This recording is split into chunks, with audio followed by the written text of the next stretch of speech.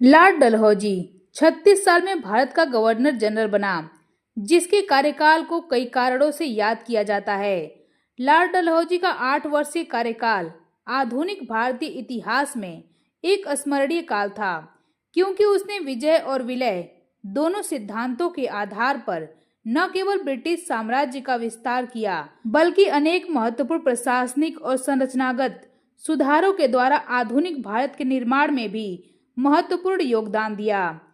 इस महान साम्राज्यवादी ने एक और युद्ध के द्वारा पश्चिम में पंजाब और पूर्व में बर्मा के प्रदेशों पर अधिकार किया, तो दूसरी ओर व्यक्तिगत सिद्धांत को व्यापक रूप देकर अनेक देशी राज्यों का ब्रिटिश साम्राज्य में विलय कर लिया। उसने पदों, उपाधियों और पेंशनों को अनावश्यक समझकर समाप्त कर दिया और कुशासन तथा भ्रष्टाचार का आरोप लगाकर अवध और बरार को हड़प लिया। डलहौजी ने मुगल सम्राट के पद को भी लगभग समाप्त कर दिया। उसके पहले के गवर्नर जनरल यदि किसी रियासत के विलय को टाल सकते थे तो टाल जाते थे, लेकिन डलहौजी हर किसी से बिल्कुल अलग प्रकृति का था और उसे जैसे ही कहीं कोई उचित बहाना मिला, उसने तुरंत उस राज्य को ब्रिटिश साम्राज्य में मिला लिया। लेकिन साम्राज्यवादी होने के साथ ही लॉर्ड डलहौजी एक कुशल प्रशासक भी था।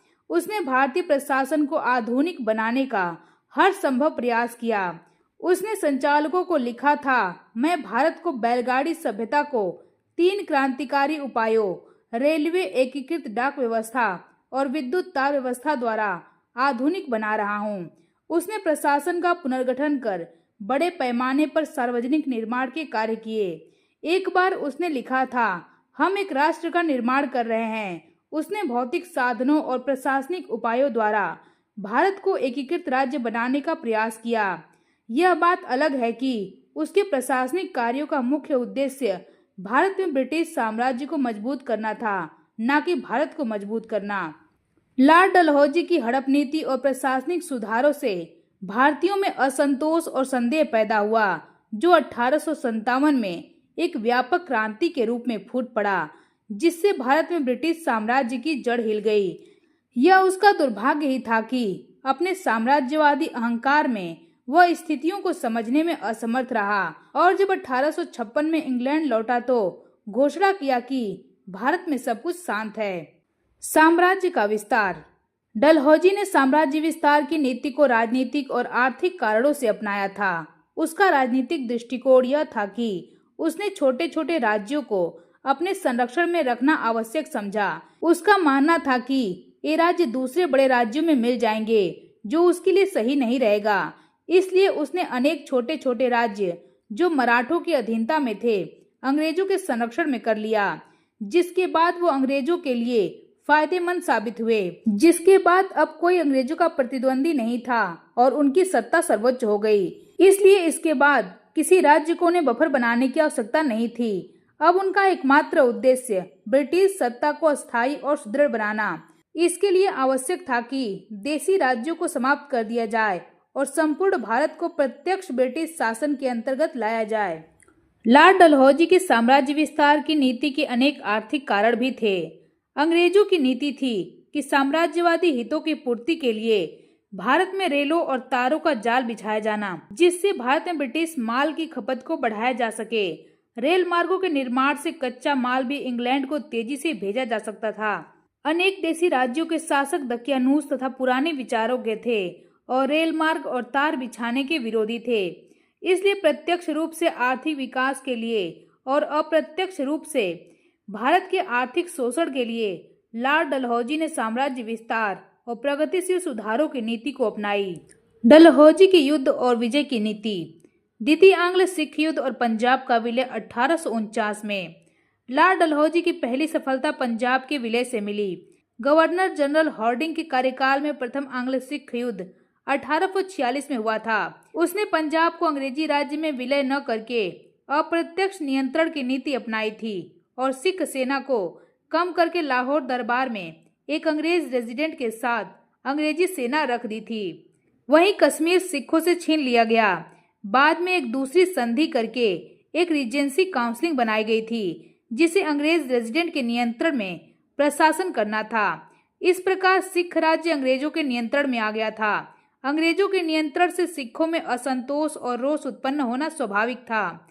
सिख सेना स्वयं को पराजित नहीं मानती थी और अंग्रेजों से पुनः युद्ध करने के लिए उत्साहित थी। ऐसे में दूसरा आंग्ल सिख युद्ध होना ही था। जनवरी 1848 में डलहौजी भारत आया और मार्च 1848 में 2 अंग्रेज अधिकारियों की हत्या के बाद मुल्तान के गवर्नर मूलराज ने विद्रोह कर दिया। डलहौजी चाहता तो मूलराज के विद्रोह को तुरंत दबा सकता था, लेकिन कहा जाता है कि वह एक पूरा युद्ध चाहता था जिससे सिख सेना का विनाश किया जा सके और पंजाब को अंग्रेजी राज्य में मिला लिया जाए, जिसके लिए डलहौजी ने सैनिक कार्यवाही में देरी की, जिससे मूलराज के विद्रोह ने राष्ट्रीय युद्ध का रूप धारण कर लिया और छत्तर सिंह जैसे बहुत से पंजाबी सिख मूलराज के झंडे तले इकट्ठा हो गए।